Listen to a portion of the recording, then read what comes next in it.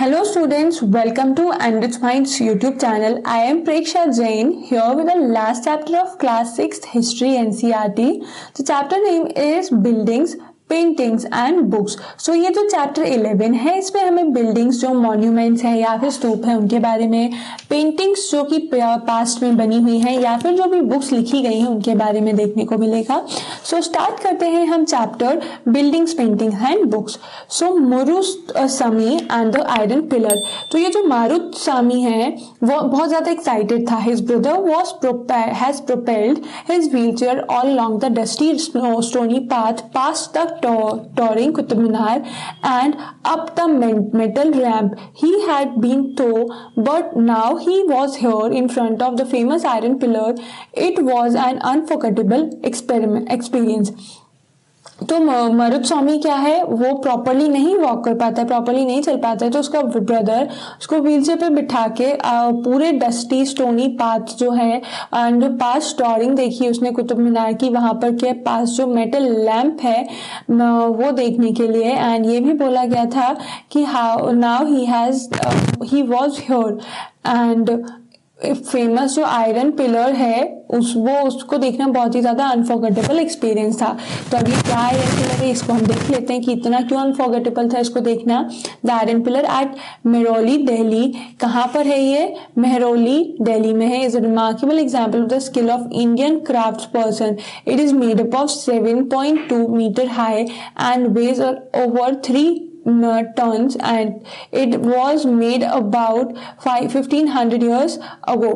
तो ये जो है दिल्ली आयरन पिलर मेहरौली दिल्ली में ये एक रिमार्केबल एग्जाम्पल है of skill of Indian craft person. And ये जो है कब बना था? 7.2 मीटर हाई है एंड 3 टन्स से बना हुआ है. 3 टन्स अप्रॉक्स आयरन से बना हुआ है एंड ये 1500 ईयर्स पहले बनाया हुआ था.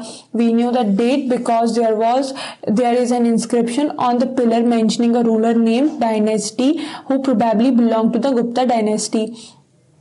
तो ये जो पिलर्स पे इंस्क्रिप्शन होते हैं ना उनमें काफी बार नेम भी इंस्क्रिप्टेड होता है जिससे कि अगर कोई रूलर चेंज हुआ है उसके बारे में इंफॉर्मेशन प्रॉपर्ली मिल सके. सो कितना क्या अमेजिंग है इन फैक्ट में जो कि पिलर है बिल्कुल भी रस्ट नहीं होता है उसका. सो building is brick and stone. तो अब यहाँ पर आ जाता है कि बिल्डिंग तो है बट किस टाइप की बिल्डिंग है ये डिपेंड किस पे करेगा? रॉ मटेरियल के ऊपर डिपेंड करेगा. सो रॉ मटेरियल कैसा होगा उस पर डिपेंड करेगा कि बिल्डिंग का कितना लाइफ है, कितने टाइम तक वो रह सकती है properly. The skill of a craft person are also apparent in the buildings that have survived such as stupas. So जो इंडियन क्राफ्ट पर्सन है उनकी जो स्किल्स है वो एक और चीज से जो देखने को मिलती है वो है मध्य प्रदेश में Sanchi stupa. The word stupa means mount. तो स्तूप का मतलब क्या होता है? माउंट होता है. While there are several kinds of stupas round and tall, big and small, these have certain common features. तो जो ये सेवरल काइंड्स ऑफ स्तूपास होते हैं, राउंड है, टॉल है, बिग एंड स्मॉल है, उनमें क्या है? कॉमन फीचर है. जनरली ये क्या होता है? एक स्मॉल बॉक्स है जो कि प्लेस्ड है कहाँ पर? सेंटर में या फिर स्तूपा के हार्ट में. This may contain bodily remains such as teeth, bone और ashes of the Buddha for his followers और things they used as well as precious stones and coins. तो building in brick and stone में क्या हुआ ना कि जो क्राफ्ट स्तूपास का फॉर्मेशन हुआ जो जिसमें कैसा माउंट होता है सर्कुलर और सेमी सर्कल के शेप का, स्फेरिकल शेप का.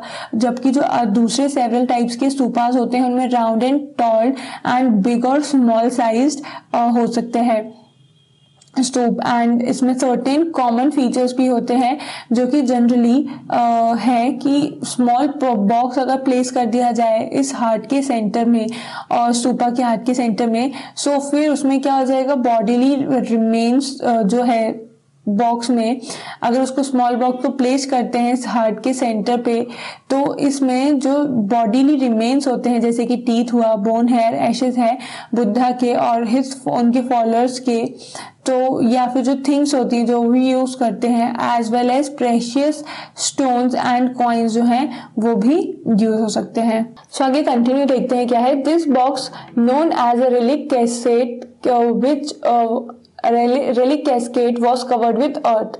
So ये जो बॉक्स होता था ना, इसको क्या बोलते थे, relic cascade, जो कि अर्थ से कवर्ड था, अर्थ में कवर्ड था. Later a layer of mud brick or blackened baked brick was added on the top, and then the dome like structure was sometimes covered with carved stones and slabs. तो ये जो box होता था जिसको बोलते थे relic cascade, वो किससे कवर्ड था, अर्थ से कवर्ड था. एंड लेटर एक लेयर जो होती है ना मड ब्रिक की और बेक्ड राइस की, वो हमेशा रहती थी टॉप पे. एंड देन कुछ डोम लाइक स्ट्रक्चर्स होते थे, वो समटाइम्स क्या और ऑफर करते थे, क्रेव्ड स्टोन स्लैब्स ऑफर करते थे. ऑफन अ पाथ, जिसको हम क्या बोल सकते हैं, pradakshina path. Often a path known as pradakshina path was laid around the stupa. Stupa के अराउंड में क्या था, प्रदक्षिणा पाथ था.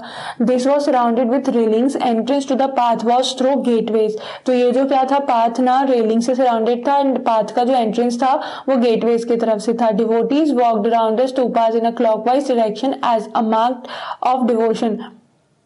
तो डिवोटीज कैसे होते थे कि स्तूपास से अराउंड आते थे क्लॉकवाइज डायरेक्शन में. एंड ये जो परिक्रमा होते थे, प्रदक्षिणा होते हैं, वो किसका पार्ट थे, और डिवोशन का ही पार्ट है.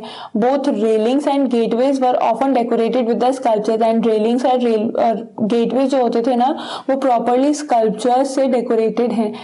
Find Amaravati on map 7.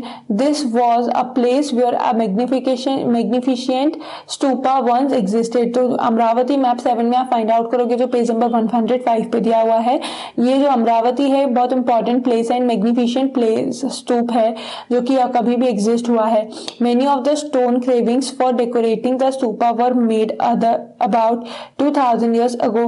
And जो बहुत सारे स्टोन क्रेविंग्स थे ना डेकोरेशन के लिए, स्तूप डेकोरेशन के लिए, तो वो क्या था, 2000 years पहले के बने हुए हैं.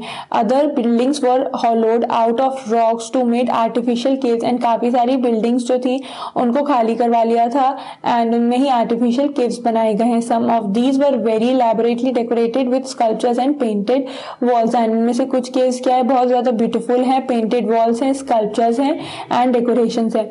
Some of the earliest Hindu temples were also built at this time. So काफी सारे अर्लीस्ट हिंदू टेम्पल्स थे, वो भी बिल्ट किए गए.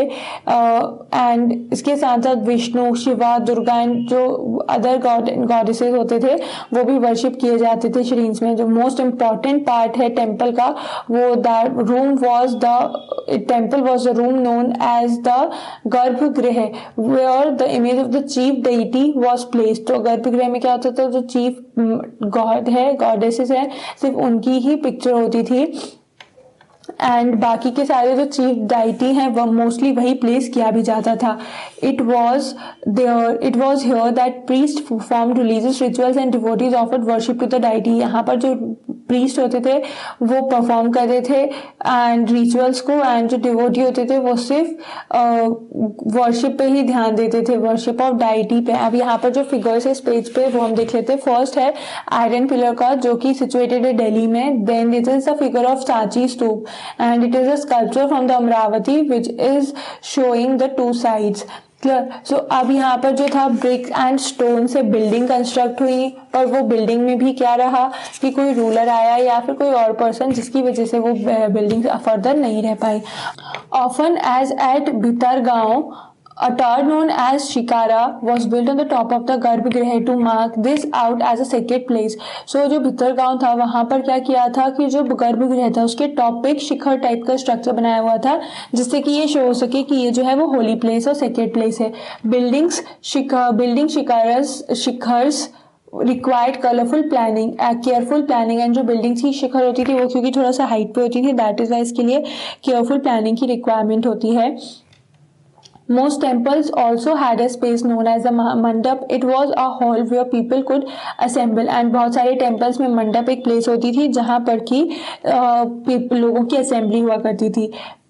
Find Mahabalipuram and Ehol on map number 7. So Mahabalipuram and जो एहोल प्लेस है वो भी आपको मैप नंबर 7 में फाइंड आउट करनी है, लोकेट करनी है. Some of the finest stone temples were built in these towns. Some of these are shown here. So काफ़ी सारे जो फाइनेस्ट स्टोन्स थे, टेम्पल्स जो थे वो भी बिल्ट हुए इस टाउन में, एंड उनमें से कुछ अभी भी जो है वो जाने जाते हैं एंड यहाँ पर शोन भी हैं. तो टॉप में हम देखते हैं क्या दिया हुआ है यहाँ पर, एक अर्ली टेम्पल है भितरगांव उत्तर प्रदेश में। ये बिल्ड कब हुआ था? अराउंड 1500 ईयर्स पहले हुआ था एंड बेक्ड ब्रिक से बना हुआ है। देन टॉप राइट में जो दिया है वो क्या है? एक मोनोलिथिक टेम्पल है महाबलीपुरम का एंड ये क्रेव हुआ है। यहाँ पर ये जो बहुत बड़ी बड़ी जो स्टोन के पीसेस होते थे ना, उनसे क्रेविंग करके बनाए गए हैं। देन यहाँ पर जो लास्ट दिया हुआ है बॉटम पे, it is a Durga temple at Aihole and it is built about 1400 years ago. So ये 1400 ईयर्स पहले का बना हुआ है।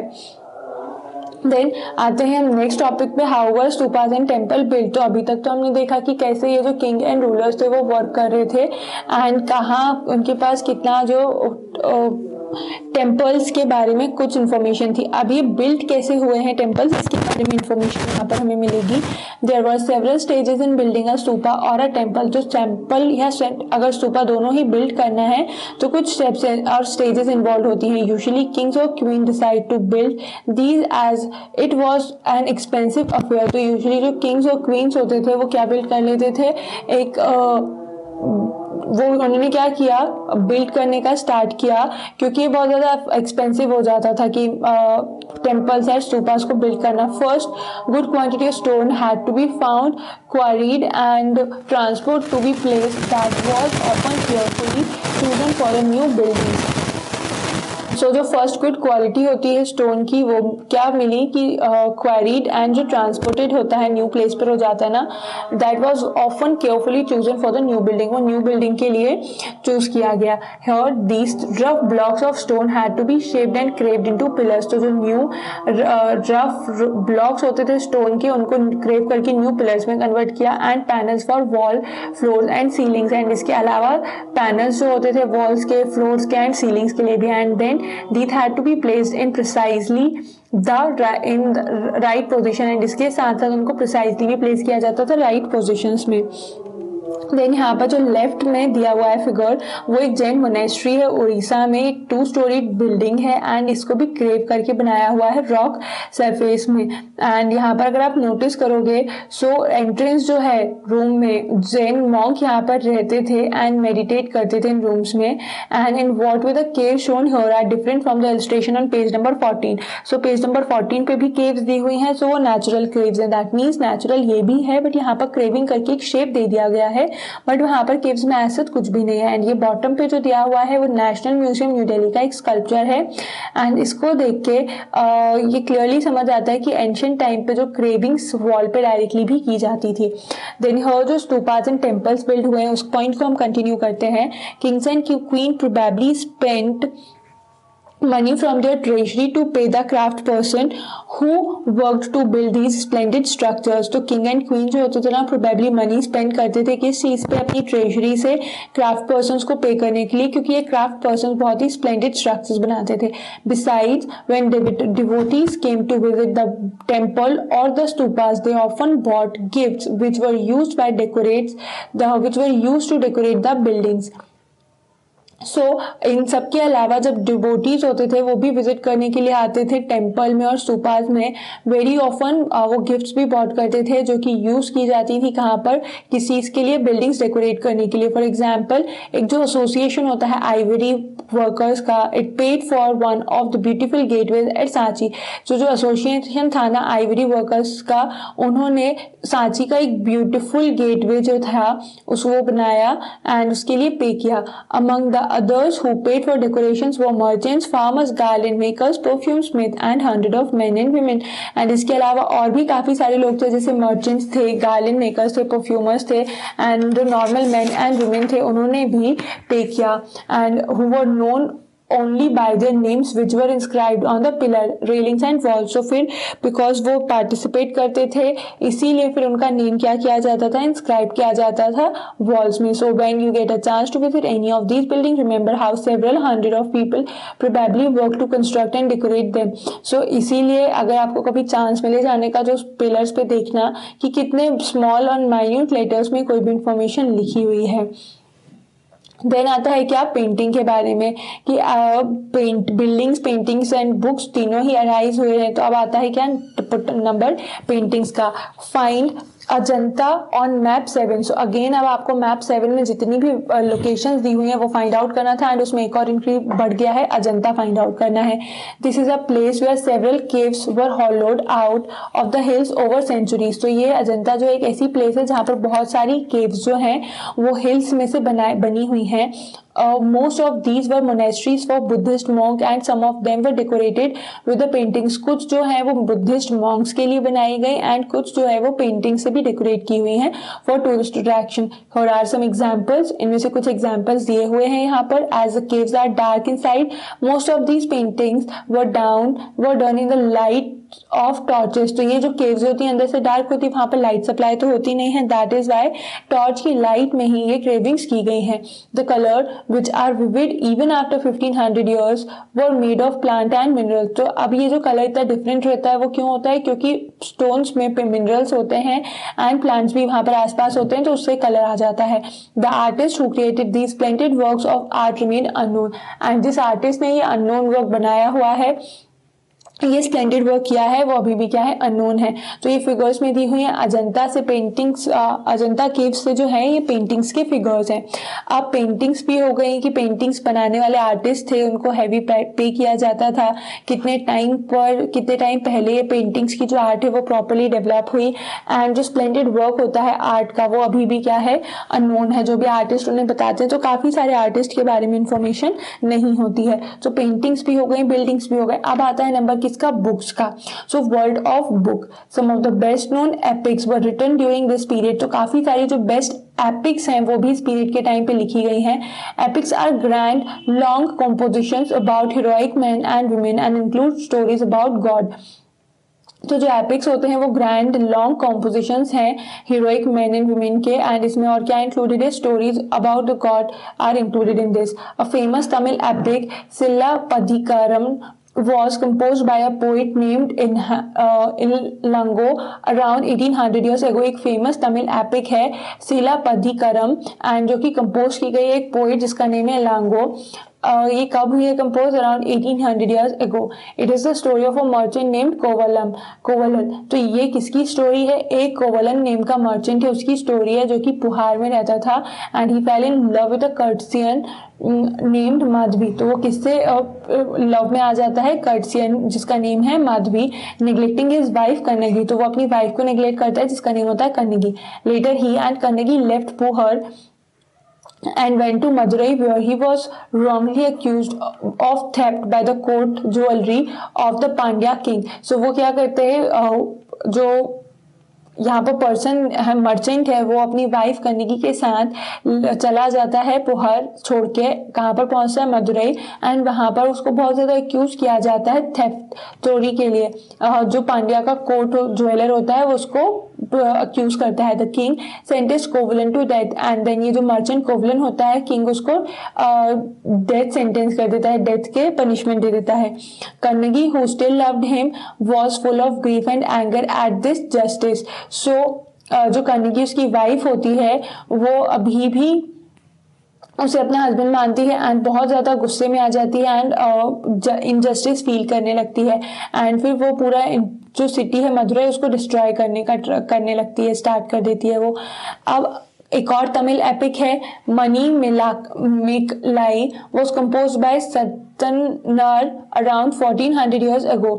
तो ये जो तमिल एपिक मनी मिकाली है वो किसने कंपोज की है? सतनर ने कंपोज की है।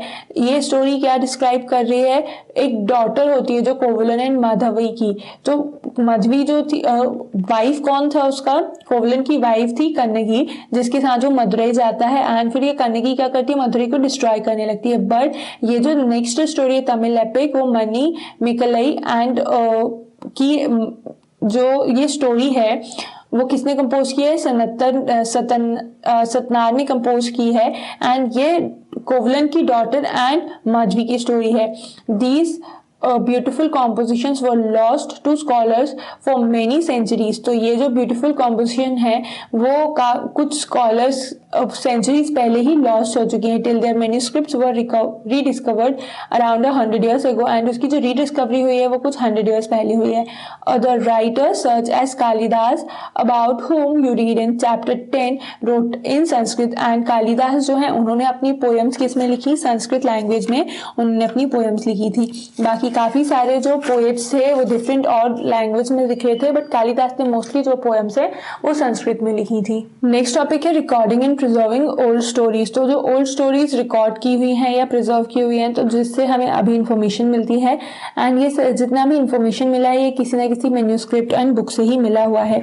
सो कैसे ओल्ड स्टोरीज को प्रिजर्व किया जाता है? A number of Hindu religious stories that were in circulation earlier were written down around the same time। तो काफी सारी जो हिंदू रिलीजियस स्टोरीज थी जो कि सर्कुलेट होती रही हैं अर्लियर टाइम से लेके अभी तक, वो सारी ही सेम टाइम पे लिखी हुई थी। These include the Puranas. Puranas literally mean old. तो ये क्या, इनमें और क्या इंक्लूडेड है? ये जो ओल्ड स्टोरीज है इनमें पुराण्स इंक्लूडेड है। तो पुराण्स जो होते हैं उनका मतलब ही क्या है? ओल्ड है। The Puranas contain stories about gods and goddesses, and Puranas जो है उनमें गॉड एंड गॉडेसेस की स्टोरी है, जैसे कि Vishnu, Shiva, Durga and Parvati. They also contain details on how they were to be worshipped. Besides there are account about the creation of the world and about king. तो पुराण्स में किसकी स्टोरीज होती हैं? गॉड एंड गॉडेसेस की स्टोरीज होती हैं, जैसे कि विष्णु है, शिवा है, दुर्गा एंड पार्वती है। एंड इसके अलावा इसमें और भी इंफॉर्मेशन होती है कि कैसे वर्शिप किया जाता था गॉड एंड गॉडेसेस को। एंड देन साथ साथ में कुछ अकाउंट वर्ल्ड कैसे क्रिएट हुआ इसकी इंफॉर्मेशन भी है, and also about the king. The Puranas were written in simple Sanskrit verse and were meant to be heard by everybody। So जो पुराण्स हैं वो किसने लिखे हैं? सिंपल संस्कृत वर्सेस में लिखे गए हैं, एंड उसका मतलब क्या होता है? these are to be heard by everybody including women and शूद्र who were not allowed to study the Vedas। जो पुराण सिंपल संस्कृत लैंग्वेज में है, वर्सेस के फॉर्म में है, एंड सभी इसको सुन सकते हैं, इवन द वुमेन्स एंड शूद्र जो होते थे। एंड वेदास में क्या होता था ना, शूद्र एंड वुमेन्स को अलाउड नहीं होता था, बट पुराण्स के साथ ऐसा नहीं है। They were probably recited in temples by priest and people came to listen to them. तो ये कौन रिसाइट करता है? टेम्पल्स में जो प्रीस्ट होते हैं वो रिसाइट करते हैं, एंड जो भी पीपल आते हैं, लोग आते हैं ना, वो उसको सुनते भी हैं। To Sanskrit epic, the Mahabharata and Ramayana had been popular for a very long time। तो दो जो संस्कृत एपिक्स हैं, महाभारत एंड रामायण, वो बहुत ज्यादा पॉपुलर हैं बहुत ज्यादा टाइम के लिए। Some of you may be familiar with these stories, and आप में से कुछ स्टोरीज के बारे में फेमिलियर भी होंगे। The Mahabharata is about a war fought between the Kauravas and Pandavas who were cousins. तो अगर आपने रामायण है तो वो तो बहुत ज्यादा पॉपुलर, उसके बारे में सुना ही होगा। एंड एक और स्टोरी है क्या, एपिक है महाभारत, जिसमें कि कौरव्स एंड पांडव्स जो हैं दोनों कजिन्स थे, उनके बीच में वॉर हुआ, उसकी स्टोरी है। This was a war to gain control of the throne of the Kurus. तो ये कुरुक्षेत्र जो प्लेस था, कैपिटल कुरु, कैपिटल किसकी थी? हस्तिनापुर इसका कैपिटल था कुरुक्षेत्र का। तो उसका थ्रोन गेन करने के लिए एंड जो वहां पर पूरा कंट्रोल करने के लिए फाइट था, वॉर था ये। The story itself was an old one but was written down in the form in which we know it today about 1500 years ago। So ये जो स्टोरी है ये है पुरानी, बट इसको इस फॉर्म में लिखा हुआ है after 1500 years also we can read it and understand it. तो ये अर्लियर जब लिखी हुई थी तो डिफरेंट लैंग्वेज में थी, बट इसको डिफरेंट और इजी लैंग्वेज में कन्वर्ट किया है जिससे हर एक पर्सन को समझ आए। Both the Purana and the Mahabharata are supposed to have been compiled by Vyasa. And जो पुराण एंड महाभारत है ये किसने कंपाइल किए हैं? सो इसका इंफॉर्मेशन आता है कि ये कंपाइलेशन का क्रेडिट जाता है व्यास को, Ved Vyasa. And the Bhagavad Gita about which you learn in chapter 9 was also included in the Mahabharata. जो भगवत गीता है जिसमें कि कृष्ण अर्जुन को एंड बाकी सारे पांडव्स को कैसे फाइट करना है एंड कैसे सही एंड गलत में जो डिफरेंशिएशन बताते हैं वो भगवत गीता है। तो ये भी महाभारत में इंक्लूडेड है। The Ramayana is about Rama, a prince of Kaushalya who was sent into exile. His wife Sita was abducted by the king of Lanka named Ravan and Ram had to fight a battle to get her back। तो रामायण क्या है? राम जो एक कौशल्या अयोध्या के Prince थे, उनको क्या किया था? वनवास भेज दिया गया था। Then after he was sent to vanvas, उनकी जो वाइफ थी वो उसको किसने अबडक्ट कर लिया था, लंका के किंग ने, रावण ने। एंड जो राम थे फिर उन्होंने फाइट किया रावण से एंड सीता को वो वापस लेकर आए अपनी वाइफ को। He won and return to Ayodhya the capital Kaushala after his victory. So जब 14 ईयर्स हो गए, एक्साइल का पीरियड खत्म हो गया एंड जब उनको विक्ट्री भी मिल गई तो उसके बाद वो अपनी कैपिटल वापस आ गए थे, कैपिटल ऑफ कौशला जो अयोध्या है। Like the Mahabharata, this was an old story that was now written down. तो ये भी एक ओल्ड स्टोरी है बट इसको अगेन सिंपल लैंग्वेज में लिखा हुआ है। Valmiki is recognised as the author of the Sanskrit Ramayana and जो संस्कृत रामायण है उसका ऑथर का होने का क्रेडिट किसको जाता है, वाल्मीकि को जाता है। तो there are several versions, many of which are performed of Mahabharata and the Ramayana, popular among his people in different parts of subcontinent. So बहुत सारे वर्जन्स है महाभारत एंड रामायण के जो इवन परफॉर्म भी किए जाते हैं in the form of plays on different occasions and festivals in India and साथ साथ ये सीरियल्स एंड मूवीज के फॉर्म में भी टेलीकास्ट होते हैं। बट आपके स्टेट में कौन सा वर्जन होता है फॉलो या फिर कौन सा वर्जन ज्यादा पॉपुलर है वो आपको फाइंड आउट करना है। क्लियर? देन अभी तो ये जो स्टोरीज थी ये बहुत ज्यादा पुराने थे, अब कुछ ऐसे स्टोरीज भी आती हैं जो कि ऑर्डिनरी पीपल ने बताई हैं वो अपने एक्सपीरियंसेस के साथ एंड और क्या है वो हम देखते हैं। Ordinary people also told stories, composed poems and songs, sang, danced and performed plays. तो ऑर्डिनरी लोग जो होते हैं ना वो स्टोरीज भी सुनाते हैं, पोएम्स एंड सॉन्ग कंपोज करते हैं, डांस करते हैं एंड प्लेज परफॉर्म करते थे। Some of these are preserved in collections of stories such as the Jatakas and the Panchatantra which were written down around this time. So ये जो परफॉर्मेंस थे ना वो एक कलेक्शन के फॉर्म में और स्टोरीज के फॉर्म में प्रिजर्व्ड है एज जैसे कि जातकास एंड पंचतंत्र है and they are also written down around this time. तो ये सब भी महाभारत एंड रामायण के ऑलमोस्ट आसपास ही लिखे गए हैं। Stories from the Jatakas were often shown on the railings of the stupas and in paintings and place such as Ajanta. तो जो स्टोरीज थी ना जातकास की वो ऑफन शोन की गई हैं स्तूपास की रेलिंग्स पे या फिर पेंटिंग्स के फॉर्म में जो कि अजंता केव्स में है।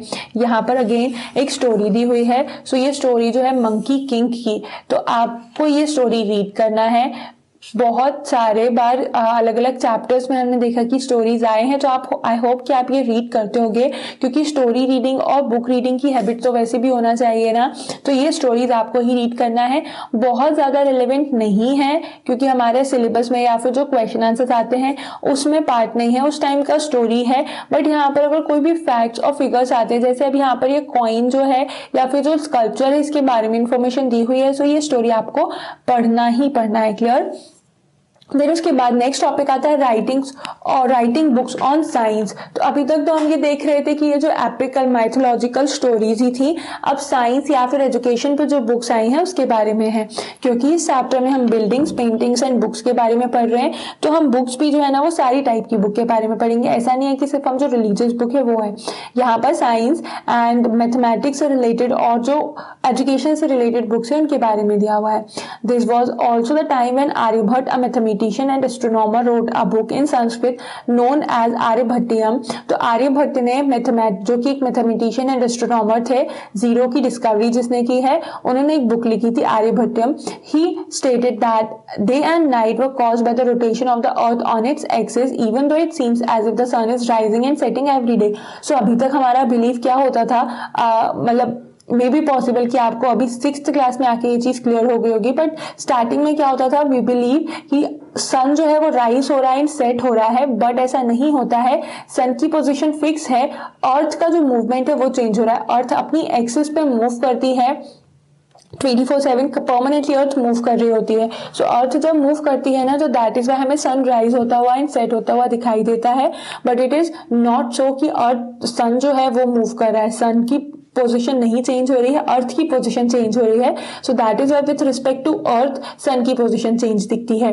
He developed a scientific explanation so here he developed a scientific explanation for eclipse as well। तो जो eclipse आते हैं, solar eclipse and lunar eclipse, तो इसके लिए भी एक scientific explanation जो है वो आर्यभट्ट ने दिया है। तो क्या होता है eclipse में, जो सन, मून एंड अर्थ है ये एक स्ट्रेट रो में आ जाते हैं। तो साइजेस डिफरेंट होने की वजह से कई बार क्या हो रहा है कि अब मून सन एंड अर्थ के बीच में आ गया, सो वो एक्लिप्स हो जाएगा, या फिर सन जो है वो बीच में आ गया मून एंड अर्थ के, या फिर अर्थ बीच में आ गई सन एंड मून के। तो ये डिफरेंट डिफरेंट कॉम्बिनेशन से solar eclipse and lunar eclipse जो है वो आते हैं। He also found a way of calculating the circumference of a circle which is nearly accurate as the formula we use today. So circle की circumference find out करने के लिए भी फॉर्मूला जो होता है 2πr, वो भी कहाँ से आया था, आर्यभट्ट ने ही दिया था। एंड यहाँ पर ये जो solar eclipse and lunar eclipse है, don't worry about this if you don't know this, क्योंकि हम इसको ज्योग्राफी में जरूर पढ़ेंगे। बेसिकली ये जो टॉपिक है वो ज्योग्राफी का है, यहाँ पर सिर्फ बेसिक दिया हुआ है कि आर्यभट्ट ने एंड उसके अलावा जो दूसरे साइंटिस्ट थे उनने इस चीज के बारे में इंफॉर्मेशन दी है। सो हम हर चीज को ये नहीं बोल सकते कि फॉरेन कंट्रीज से आया है, इंडिया में भी काफी सारी चीजों की डिस्कवरी हुई है जो कि यहाँ पर मेंशन्ड है। Varahamihira, Brahmagupta and Bhaskaracharya were some of other mathematician and astronomer who made several discoveries. तो इसके अलावा आर्यभट्ट के अलावा वराहमिहिर हैं, ब्रह्मगुप्त हैं, भास्कराचार्य हैं, ये कुछ मैथमेटिशियंस एंड एस्ट्रोनॉमर्स हैं जिन्होंने काफी सारी डिस्कवरीज की। Try and find out more about them. So उनके बारे में और अगर आपको जानना है तो हम ये रीड करते हैं zero and Ayurveda. While numerals had been used earlier, mathematicians in India now invented a special symbols for zero। तो जब न्यूमरल्स जो थे वो डिस्कवर्ड हो गए थे और यूज भी हो रहे थे, तो इंडिया के मैथमेटिशियन ने एक स्पेशल सिंबल डिस्कवर किया, इन्वेंट किया, जो कि था क्या, जीरो। ये जो सिस्टम ऑफ काउंटिंग है, this system of counting was adopted by the Arabs and then spread to Europe. तो ये जो जीरो वाला सिस्टम वाला काउंटिंग था ना, वो सबसे पहले अरब में अडॉप्ट हुआ, देन उसके बाद यूरोप तक स्प्रेड हो गया था। It continues to be in use throughout the world and ये फिर अभी पूरे वर्ल्ड में यूज होता है। The Roman used a system of counting without using zero।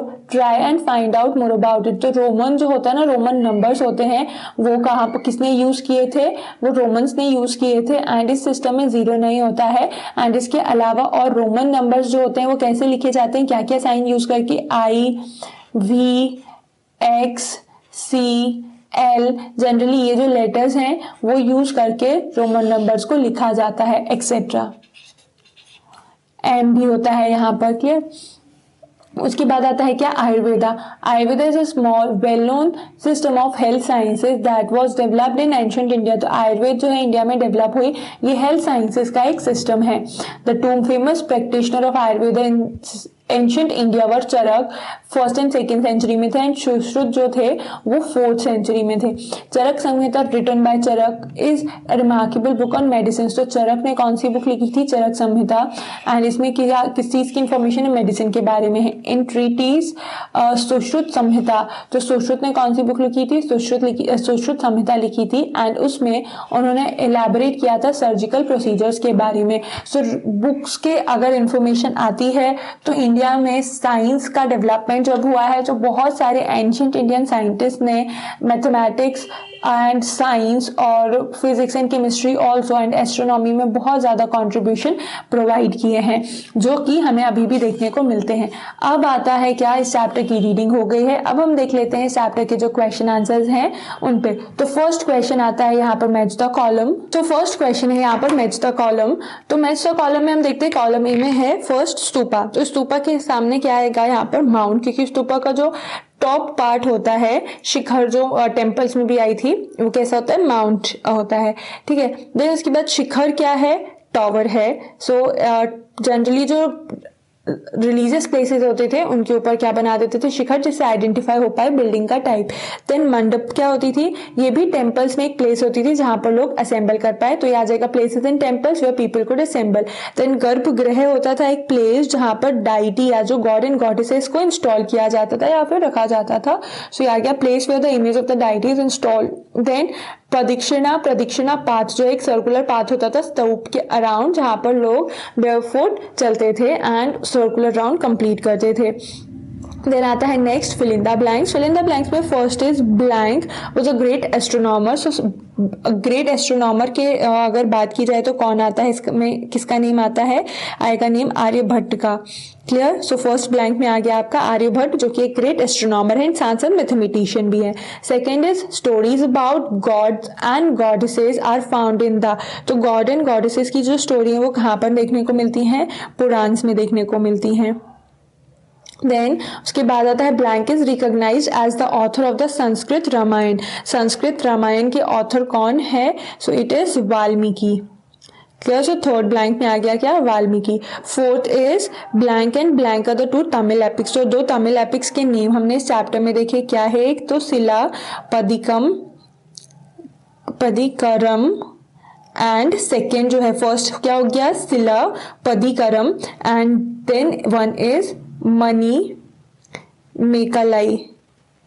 ठीक है, तो ये हो गई दो तमिल एपिक्स। अब नेक्स्ट क्वेश्चन आता है, here you have to make a list of the chapters in which you find mention of metal working. What are the metal object mentioned on or shown in those chapters? तो हमने metal working जो है chapter 8 में पढ़ा, chapter 4 and 7 में देखा। सो chapter 4, 7 and 8 में metal working के बारे में हमने पढ़ा हुआ है। एंड जो metal object mention in chapter में वो क्या है? X, plug, share, sickle and sword. तो ये मोस्टली कहाँ पर यूज होते हैं? एग्रीकल्चरल प्रैक्टिसेस में यूज होते हैं। जैसे एक्स है वुड कट करने के लिए यूज होती है, plug, share and sickle farming में यूज होते हैं, शॉर्ट जो है वो वार में यूज करते हैं। अब मेटल क्या है? डिफरेंट शेप्स में डाल दिया जाता है जिससे कि उसका डिफरेंट यूज होता है। क्वेश्चन फोर्थ में है, read the story on page 122। In what ways is the monkey king similar to और different from the kings you read about in chapter 5 and 10। So जो चैप्टर 11 में ही जो पेज नंबर 122 पे story दी हुई है, सो उस स्टोरी को आपको रीड करना है। अब उसमें दिया हुआ है कि in what ways is the monkey king similar to और डिफरेंट फ्रॉम द किंग्स। तो मंकी किंग जो था वो चैप्टर 5 एंड 10 में जो किंग्स दिए हुए हैं ना, उनसे कैसे डिफरेंट था। तो एक सिमिलैरिटी जो आ जाती है ना between the human king and monkey king, वो क्या है कि दोनों ही किसी एक सब्जेक्ट के वेलफेयर के लिए वर्क करते हैं। एंड एक मेजर डिफरेंस जो होता है ना monkey king and human king का, वो ये है कि जो मंकी किंग है वो did not wage wars, where जो ह्यूमन किंग्स होते हैं ना वो वॉर को वेज करते हैं। तो अब यहाँ पर वेज का मतलब क्या हो गया कि भाई मंकी किंग जो है वो वॉर वेज नहीं कर रहे हैं, बट जो ह्यूमन किंग है वो करते हैं जो पेमेंट्स। तो अगर ह्यूमन आर्मी है तो उनको क्या करना पड़ता था? या तो लैंड का पीस देना होता था या फिर मनी देना होता था, बट मंकी किंग में और मंकी किंगडम में ऐसा नहीं होता।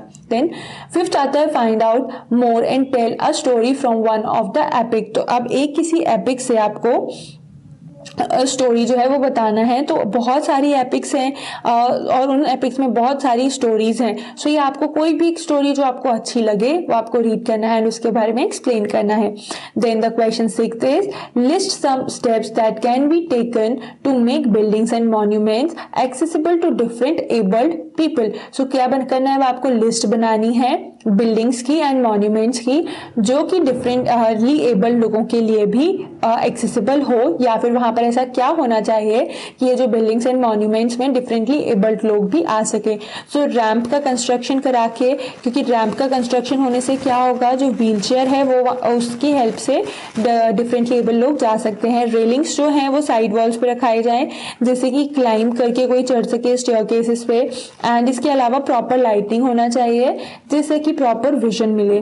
देन 7th क्वेश्चन में है, लिस्ट बनानी है, try and list as many use of papers as you can. तो पेपर के क्या क्या यूज हैं? Newspapers, books, grocery bags, boxes, envelopes, magazines, cartons. तो बहुत सारे यूजेस जो हैं वो हैं पेपर के। देन क्वेश्चन 8 में है, if you could visit any one of the place described in this chapter which would you choose and why. So इतनी सारी जो प्लेसेस मेंशन है यहाँ पर, मदुरई एंड साउथ में जो भी रीजन्स हैं, अजंता केव्स हैं, सांची स्तूप है। सो इतनी जो प्लेसेस मेंशन है उनमें से आप कौन सी प्लेस पर जाना चाहोगे एंड उसका रीजन भी देना है। तो इसके लिए आपको क्या करना पड़ेगा? इन प्लेसेस को एक्सप्लोर करना पड़ेगा just by reading some books and articles. तो जब आप पढ़ के इनको एक्सप्लोर कर लोगे उसके बाद ही आपका इंटरेस्ट डेवलप हो पाएगा। और आपको अर्लियर ये स्टोरीज पता है, अगर आपने चैप्टर ध्यान से पढ़ा हुआ है सो फिर आपको क्या है, डायरेक्टली अभी तक मन बना लिया होगा कि कहाँ पर आपको घूमने जाना है। सो उस प्लेस के बारे में आप अगर जाते हो तो फिर एक्सप्लोर करके लिखना है कि क्या वहाँ पर जो मॉन्यूमेंट्स हैं कैसे हैं। अदरवाइज आपको उसका एक ब्रीफ अकाउंट वर्चुअल टूर पे जाके उसके बारे में भी आप लिख सकते हैं। क्लियर है? सो इसके साथ ही ये चैप्टर भी एंड होता है और इस चैप्टर के साथ क्लास 6 का जो हिस्ट्री है वो पार्ट एंड होता है।